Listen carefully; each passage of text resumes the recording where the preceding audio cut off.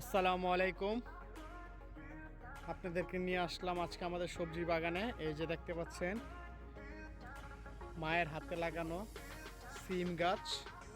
মাশাআল্লাহ, অনেক দেখতে পাচ্ছেন সিম গাছ। আর এই যে পানিতে লাগানো কচু কচু প্লাস কচু লতি এখান থেকে খাওয়া চলে। আর ওই যে ওইদিকে দেখতে পারবেন অল্প একটু ধান ক্ষেত আব্বা লাগাইছে লোক দিয়ে। ওই দিকে আরেকটা সিমের জার।